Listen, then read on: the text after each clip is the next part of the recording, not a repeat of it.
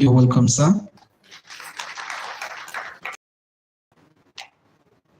May I also recognize, at the same time, invite to the high table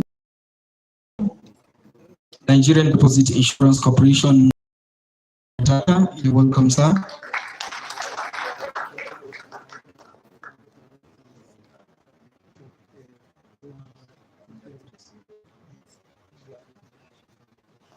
I also have the singular honor and privilege to recognize, at the same time, invite to the high table Malam Hadi. And Malam Hadi is a former director at the Central Bank of Nigeria, CBN. You're welcome, sir. Please.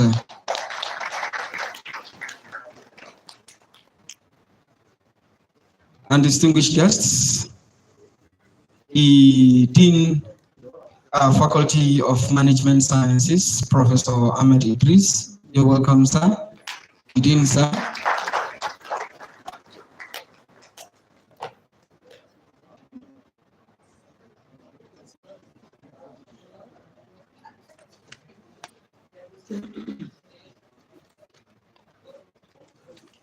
Ladies and gentlemen, may I also recognize, at the same time, invite to the high table Dr. Idris M. Idris, who is a special assistant to the Managing Director of NDIC. You're welcome, sir.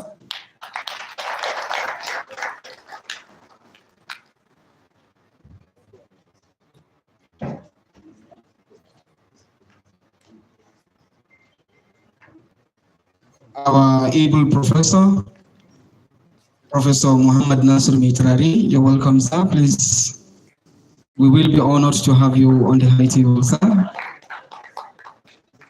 Thank you very much, sir. May I also acknowledge the presence of former Dean of the Faculty of Administration, Professor Bello. You're welcome, sir. The Chairman of the Local Organizing Committee, Professor Sane Abdullahi. Finance, Professor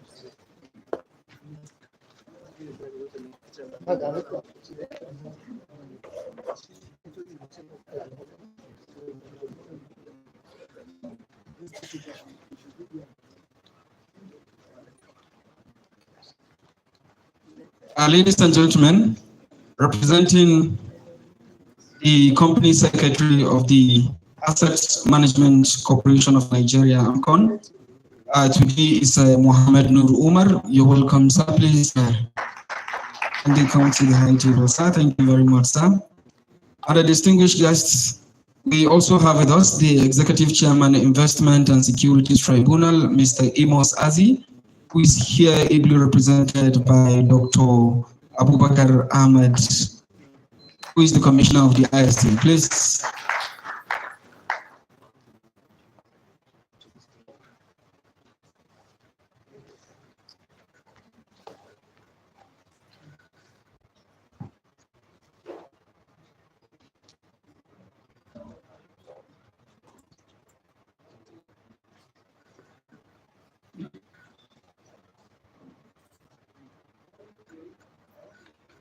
Distinguished guests, our hosts of today's event, the HOD, Department of Finance, Faculty of Management Sciences, Ahmadu Bello University, Zaria, Dr. Ibrahim Mohammed. Please a round of applause for him while he also comes to the high table.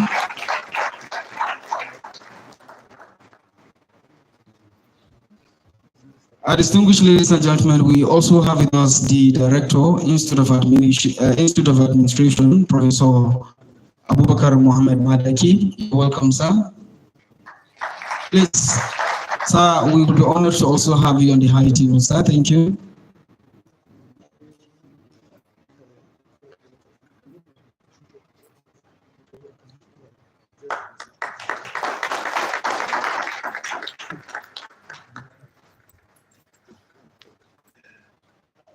the Deputy Director Quality Assurance of the Directorate of Academic Planning and Monitoring, Professor Jinjiri Ringim, Kabiru Jinjiri Ringim. You're welcome, sir.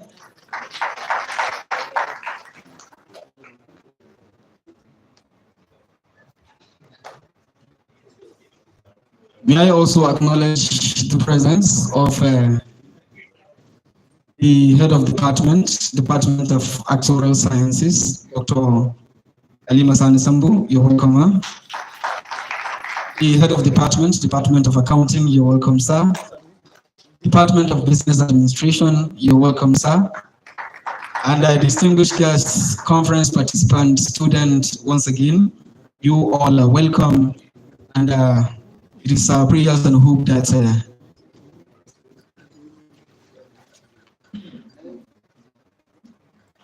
the Head of Department of Economics, Professor Dahiru Suleiman, you're welcome, sir.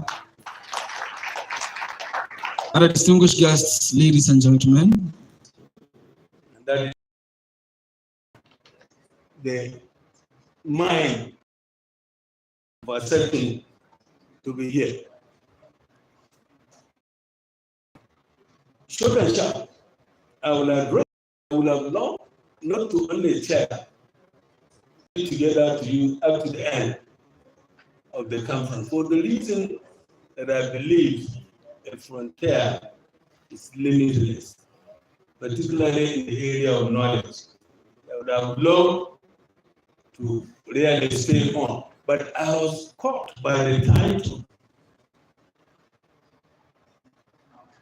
the word frontier, the word digital, the word transformation. And I believe as a leading scholar in this area, I will lead you about 5 lessons, an issue I will challenge about 3 or 2 theories. And I believe when we do the discussion, we shall relate to that. This is international. And therefore, I would love to hear and make some advanced argument. But let me give you one interesting thing about the digital and the transformation. Ante kawo kudi, wazai ka sami ni ba dole ne, amma an ce kawo kudi menene? Ya fi Kano nesa, ba ka ce ba, kawo kudi ko ta fi Kano nesa ko ya fi Kano nesa. You know the reason? The inertia that it takes from taking the money for your pocket and pay. That inertia is, imagine if you are in Zaria, it's like traveling to Kano to get the money. Now, the idea of the transformation, the transfer, and that's why we begin to have the digital, because what it's trying to say, it is now transferred to Ghana account in a payment transfer. You know, you have to go on and say, no, later. Now, that idea, the translation, globally, of that kind of idea is now saying it's no more, Kano is not near, not far. Any transaction now got account as a name. That is the imagination of the transformation. And the digital, but I want you to go away with that concept. That's what it's all about. Having said this, my first wife, I've seen Professor Mustafa speaking a lot of English, spoke a bit other Arabic, talking about Islamic finance in the department. So the first challenge is what happened to the present value formulation when in Islam the maximum rate of interest is 0. That is the theory of interest in Islam. And no one can challenge me, but how do we do the conceptualization of present value? That is the issue. I've seen a lot of reading in the frontier management using the more or less what has been calculated the formulation in the real area where interest rate is not 0. That's a too much difference. When we look at the transaction in terms of al-makasid al-sharia in relation to finance, that is an area I want the company to challenge and how you will be ready to lead your outcome.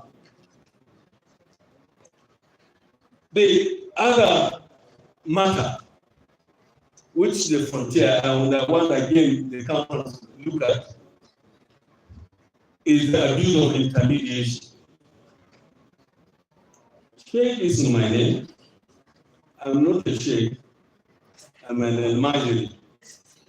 But I believe, including, I see him over there, Karuwe, and these are the people that see them do a lot of packages in Kunaboka. One particular thing in the intermediation, which again, this transformation is challenging. In Islam, in Quran, it says, La ta'kulu amwalukum bil-batil.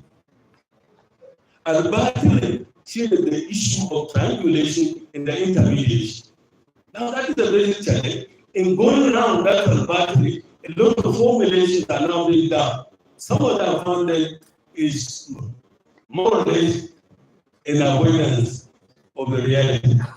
Believe those of us in area of Islamic finance, particularly al-Maqasid Sharia, we should look at that issue at the battle in terms of they want to now go. A lot of them now come in Bitcoin, housing finance scheme, a number of things that are actually challenging that avoidance that Quran has asked us not to do. We took claims, so that is the area I believe the conference must make some statement. I hope we are not claiming for me to keep quiet. I have pleaded that I'll just make some noises. I want to speak. Can I speak? So I'm speaking.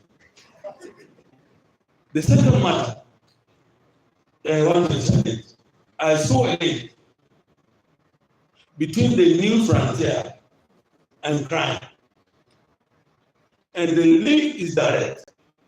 The greater the explanation of the frontier, the greater the wave of crimes in the world war. So that must be challenged. Whether I can be challenged, that is other is impersonal, I'm saying it's directly proportional.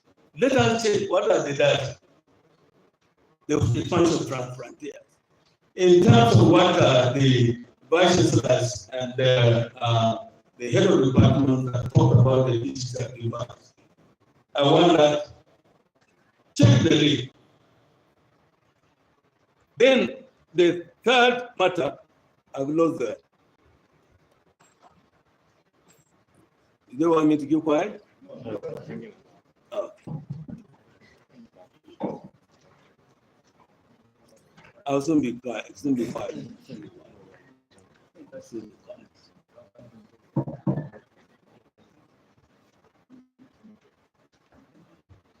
The rise in financial institutions is based, you see, I've said, the rise in financial institutions has something to do with the issue of al-Maqasid al-Sharia. The number of our financial institutions, as if the direct acceptance al-Maqasid al-Sharia, that there is a definite relationship between the rise in financial institutions, including the method. That, I believe, should be challenged and found out what are those explanatory factors. I've also seen the issue of a direct relationship, the rise in industrialization that is directly related to the new frontier. Since tomorrow I'm making the discovery, don't mind about the difficulties in policy schemes, including, was it Mama, whatever, the Yahoo chaps, and I believe the one that we have in the back of our houses, the kind of financial institutions. That rise is also relevant to the rise, the change in the frontier. Finally, I've already talked to you about conceptualization to President Bello. But I want to also challenge the theoretical position. The risk, the issue of risk is rising. It's a function of the new frontier. It seems to me the greater of the opening of the new frontier, the greater the level of risk in terms of conceptualization. How are this captured? Again, going back to the idea of saying the pollution of the intermediation process. I'm trying to say the digital divide has created a pollution in terms of the intermediation process. Those in the financial institutions have seen the reality. I begin to wonder, I was chatting with the BBC here, what will be the fate? The graduates in banking and the graduates in history, they all now found themselves in financial institutions. And the bank, they had to make a distinction between the guy that is holding the degree in finance and the guy holding the degree in history or chemistry. The other one saying the specialization role is being confused, being created in terms of challenge and competition. That the banker, I have a feeling some of the calculations we went through, like the ones you all know, like somebody reminded me of recent that I remember is a retired air vice marshal. I remember he was among the 20 that were in Congo in the NBA. I remember one consortium of them, only 8 in the end finished that optional course. I told you I can remember. It has to do with portfolio theory. The idea is the rigmarole in terms of what is involved in mathematical equations that some of them never expected they will find in business administration. Some are doing that and find that why the heck. So I'm saying you are improving about your socialization, but the digital divide is trying to diminish that difference in specialization. So I challenge you at the end of the day, should the road continue on the frontier to confusion? What are we at? Thank you for listening to me. And I believe I will still hand over to Chair. The man doing the speaking can now handle the program of the day. I appreciate the honor for allowing me to talk.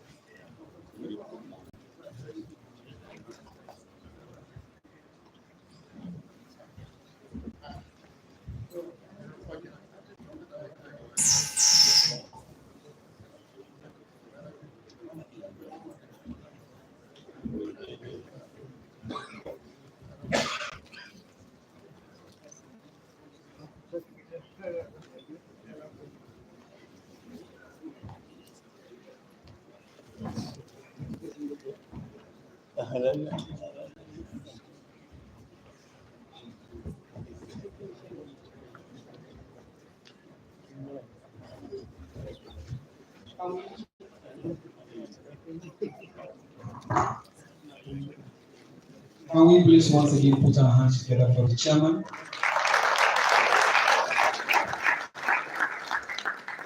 Thank you very much, Chairman Sir. Ladies and gentlemen, normally in an event like this, after the chairman's remarks, the chairman normally takes over the proceedings of the conference. But now I have the permission of the chairman to continue. But whatever I will do, I will have to seek the permission of the chairman. Thank you very much, sir. And quickly, before we forge ahead, distinguished ladies and gentlemen,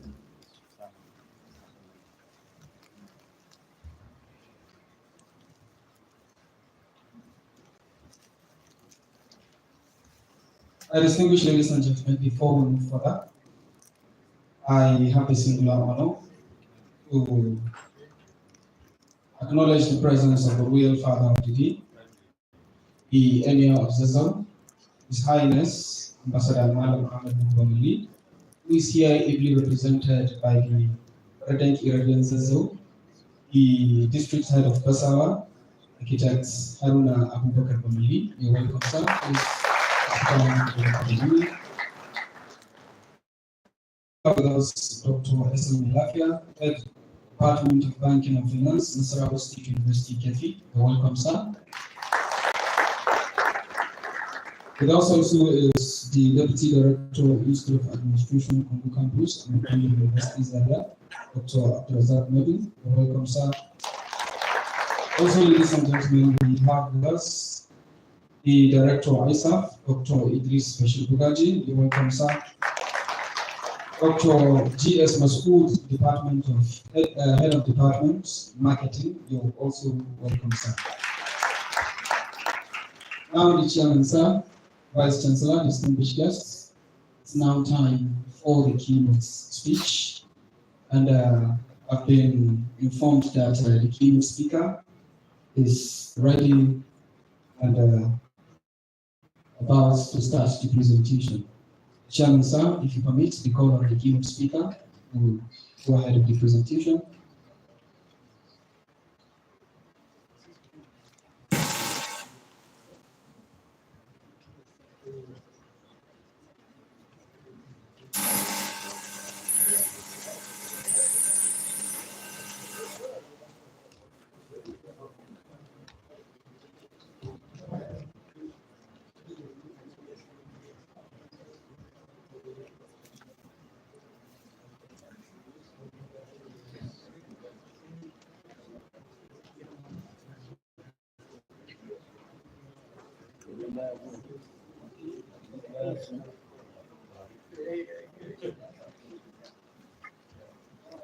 The keynote speaker, sir, can you hear us?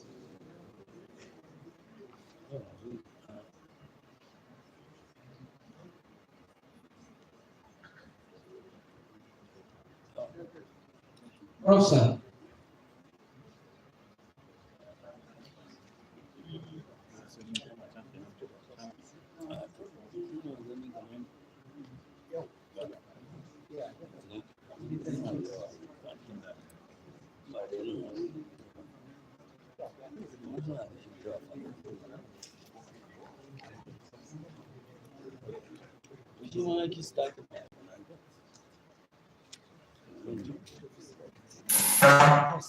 Is it my time? Should I start?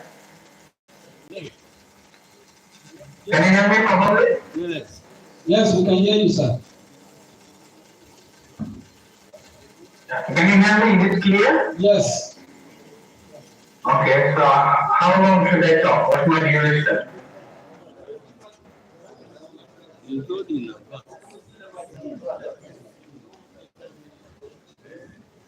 Five minutes. Kasi dia mau pakai naik. Me. Wait, dan nak kasi. Siapa mutane baya za ka yi da. Mu masih. Okay, let's come here.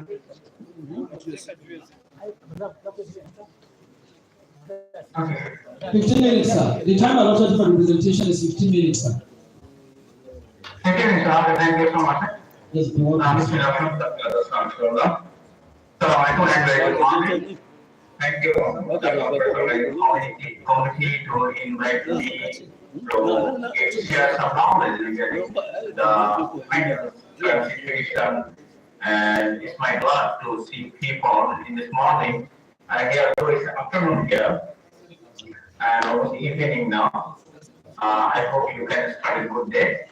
And let's share my experience. Especially, I was in Malaysia for 16 years, and then I moved to Bangladesh 2 months ago. And then I joined the university, and while we are working on the financial literacy in Bangladesh, so we check the financial literacy cases in Bangladesh, what's going on here regarding the financial literacy and financial inclusion, and also involvement of the digital process. So, if you look at the theory behind the financial literacy is very important. It's very important for everyone. It's not for the finance people. It's all the people from the poor to the rich communities, and it include very wide aspects of the issue that's needed for everyone's life. It's including our regular incomes, savings, investment, expenditure, even after our death, how we can manage our wealth. It includes our risk management, our understanding regarding the finance in our life. It's not necessarily that institutional finance knowledge, it's individual finance knowledge. Also, institutions need finance knowledge that's different level, but even the individual level, we need finance. So, financial literacy is very important for overall economic development. And in case of Bangladesh as an emerging country, I hope the Nigeria also the similar situation, but Malaysia is far advanced regarding the financial development, tools and improvement.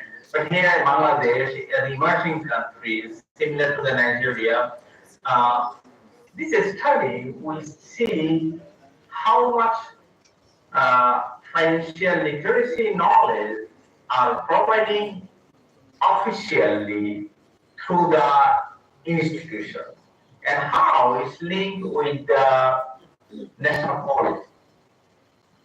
So eventually this is very important, and it's claimed that around 65% of adult population in the country has lack of financial knowledge. And then there are many financial knowledge providers, including the NGOs, universities, private agencies, government organizations. They give the teachings or workshop knowledge about the financial literacy to the mass people, including professionals and including the mass people, uneducated people. And it's a big program in the country because government take initiative in 2021. They want to financial inclusion strategy, the development financial strategy in 2021. Based on that, many organizations start to provide the literacy.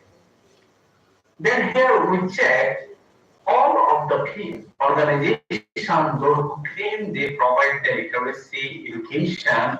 We collected their data based on their online claim. So every organization, those who provide the training, workshop, they claim it in their online, in their website, they mention how many courses they conducted, what the duration, who are the target audience, what the course content, like that. So far, we have collected around 58 programs for the general professional program. That's linked with the different certificate programs also. And then we check what the scenario overall, the duration, who is the target audience,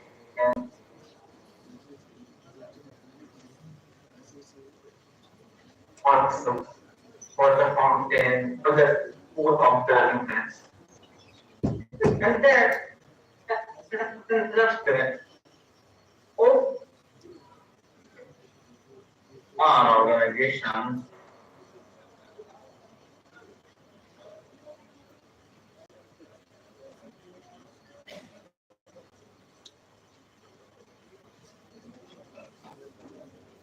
recording in progress. meaning that 70% population is completely untouched. They have not reached the formal financial education, means financial literacy. They are not included in the financial growth in the process.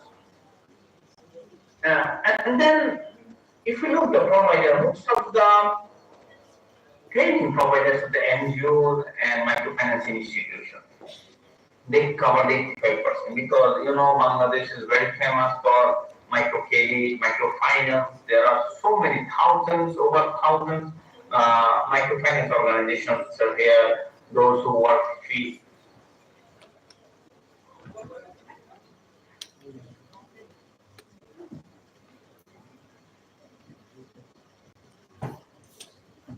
In the case, they also do the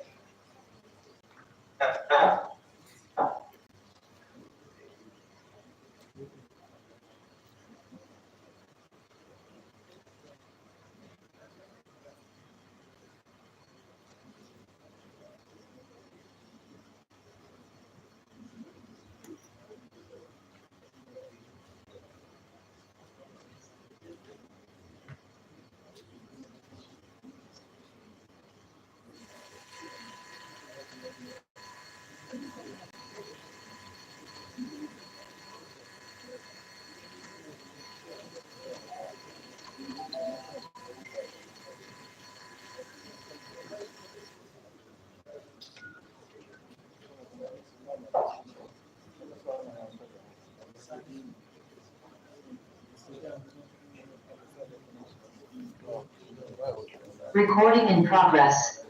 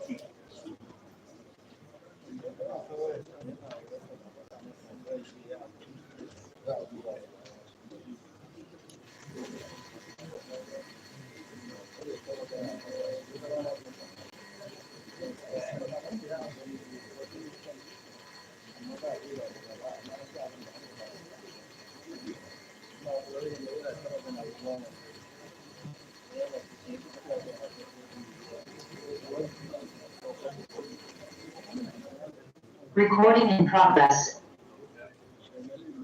You know, the conference. Okay. No, okay.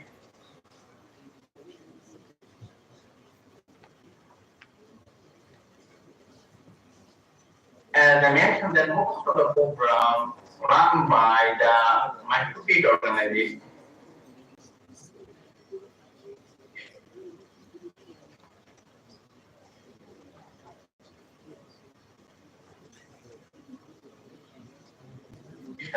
So their target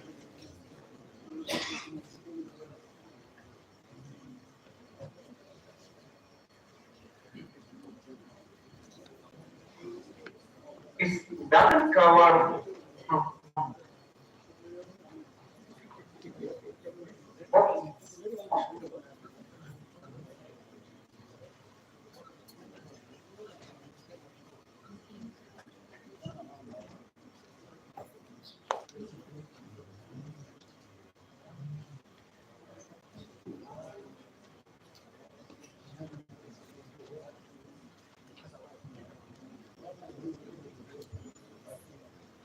Recording in progress.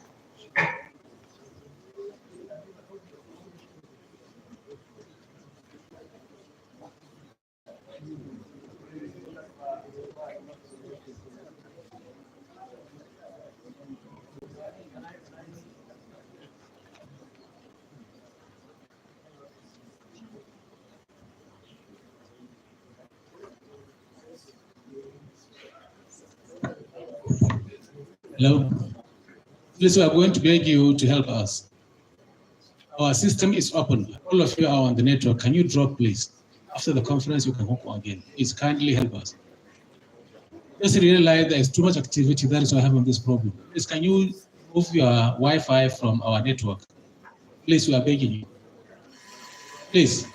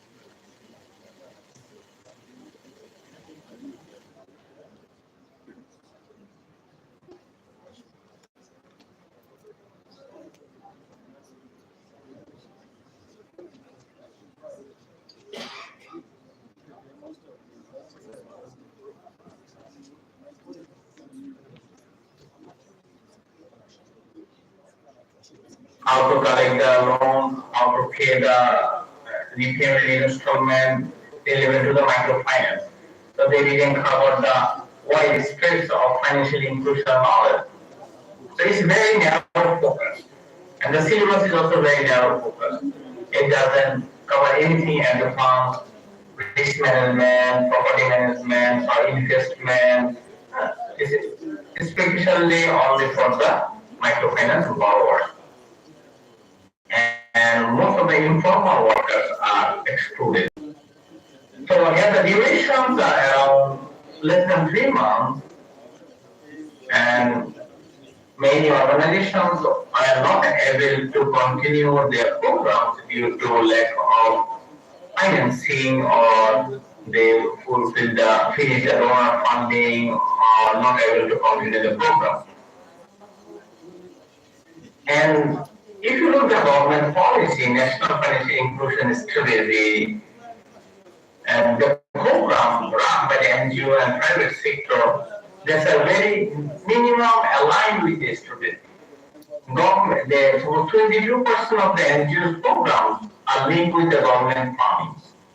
And the private sector allows only 11% of the program delivered to the national funding. So other programs, they just run linked with their own purpose. But they claim they are providing the financial literacy program. So to overcome these challenges and to make the situation better, here we propose a inclusive ecosystem, financial literacy ecosystem, where the first stage should be the institutional coordination. So government should establish under the ministry the framework how institutions will coordinate and what's the where they will deliver, who will be their target audience, how much they target based on the policy, and how much they want to achieve. So that should be run by the ministry, those who have the high authority to design it. And then they should, in the second stage, they should look the inclusive outreach, co-design the marginalized group. Which group should include it, and which group should be targeted, how can they reach the marginalized group, and what the data based on the gender, location, based on the other demographic characteristics. And then they should design the program. And then design the curriculum, the syllabus, what the topic should include, how this topic will change the culture and the behavior of the people. It's not just a training, we give a workshop and tell them, but they actually doesn't follow.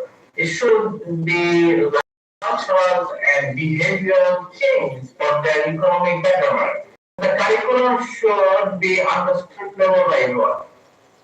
And then on the digital accessibility, to reach to the mass people, it should be delivered through online or through the technology. So technology should use like a mobile technology or any other voice enabled program or local people understand in their local language. So they should be widely spread based on the technology. And when it's go to the technology, cybersecurity is also very important here because many people are not aware of the financial crime made by the online digital crime. And also many people are not capable to use the technology like the mobile banking. So it should go together. The teachings of the financial inclusion, financial literacy also include the digital literacy, cyber security.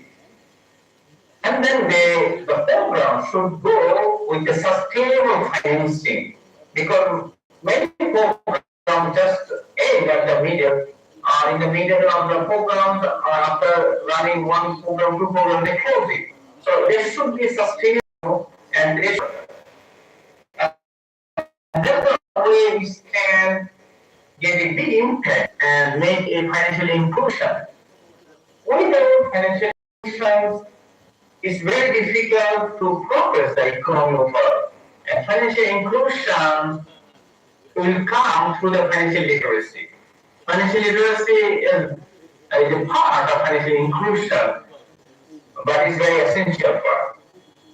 So, in overall, the policymaker, government should take the initiative and then they should disseminate and follow